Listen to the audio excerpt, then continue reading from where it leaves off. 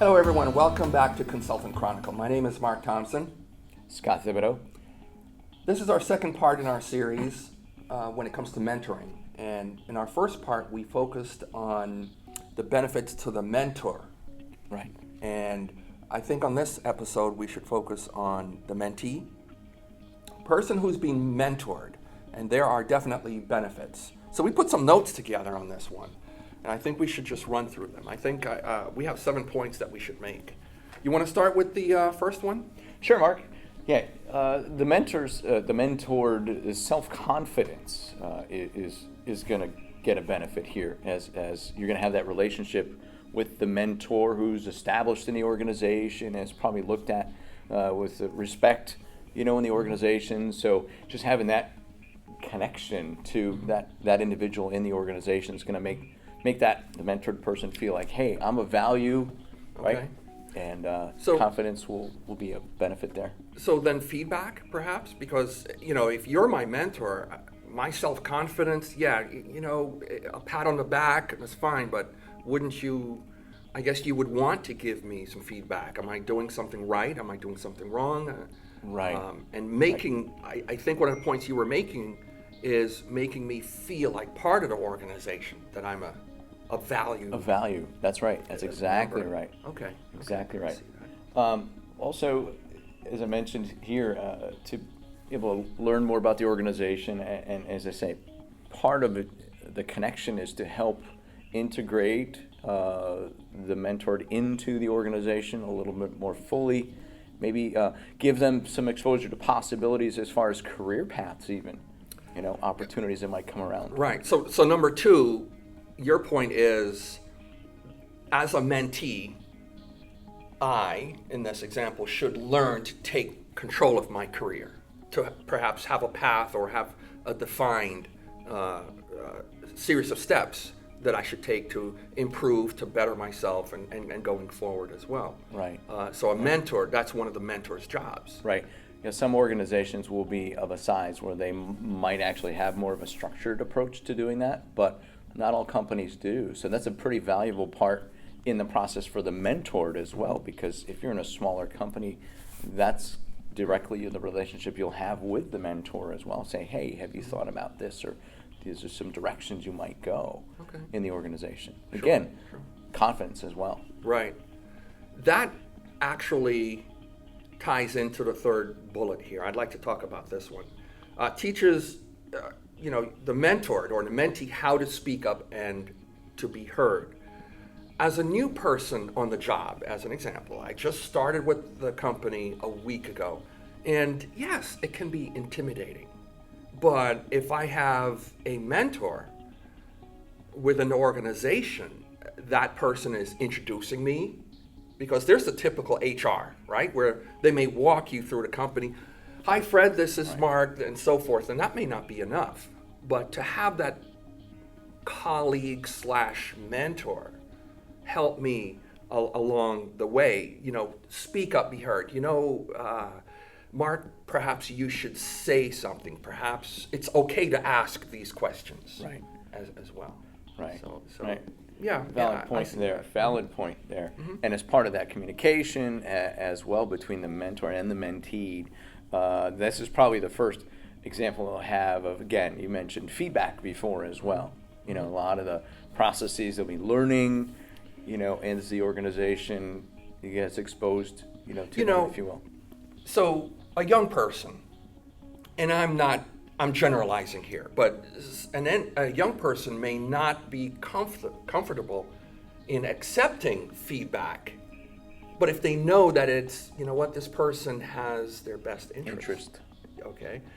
It's okay for Scott to give them perhaps some constructive criticism on something.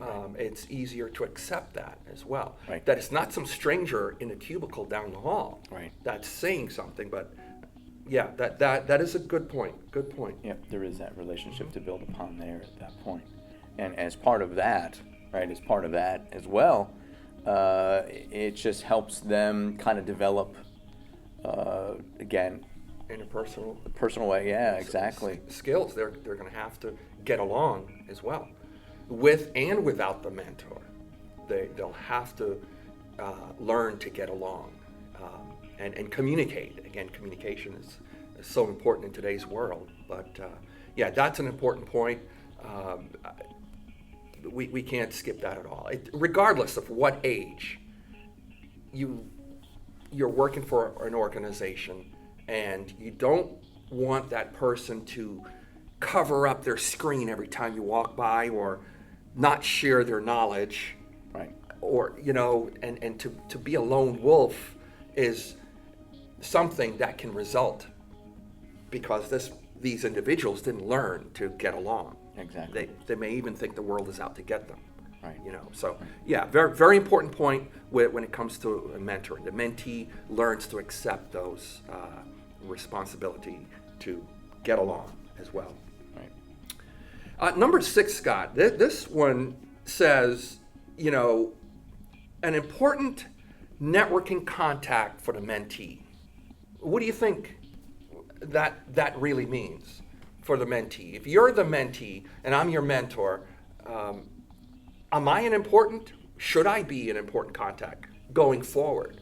By all means, it's one of those things as even in the business context itself, it's an important, again, avenue, conduit for communications and just situational things that might come up, and the mentored person is not going to know exactly how to respond in all those situations. So having that connection with the mentor is a very important part in development for the mentee, but also potentially in an external way as well, because networking, when you mention networking, right, that's much more, the context of that is a larger venue now, right, to be able to expand that out going forward.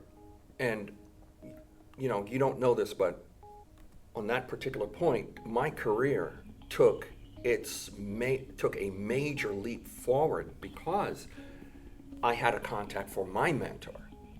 So, part-time worker in a data center, I'm going to school at night, and I had a mentor. And Brian called me just a few years later. I'm working in New York City. Called and offered me a job. Director at this particular organization. And Right. my career took a major leap forward because of contacts that were made in years prior when I was being mentored by Brian as well. Right. So, yeah, good point. Brings back memories. I never shared that with you, but yeah. It's a good one. Number 7, I'd love for you to talk about this one. It says, our note says, helps the mentee or the mentored to better understand the organization's culture. Some people, especially people who are new to the work environment, to the corporate, perhaps to business, culture. How does that word fit in? Corporate culture? Right. Or organization's culture? Right. Yeah. And as a consultant, right, you know this, that every organization's got a different way to do things. Again, maybe procedurally, maybe at interpersonal, level as well. So yeah, for that mentee to get, because sometimes it's the not the hard and fast rules organizationally, but it's just maybe the more subtle things, Yes. and where the conversations, may happen, or how, or what groups of people and so on are going to meet where and whatnot. But you'll have that insight as the mentor, and that's an invaluable part of learning how the organization works and feeling like they can, integrate more Good completely point. into it. Good point. Good. All right. So that brings us to the end of part 2 of our series. And I think we'll do a part 3, and we'll talk about the benefits to the organization. The concept of mentoring does offer benefits for the mentor, the mentee, and the organizations. And we'll cover that in our third episode as well. Well, thanks, Scott, for helping out on this one as well. Ladies and gentlemen, thank you for joining us. Please continue to watch our episodes of Consultant Chronicle, and we'll see you soon. Thank you.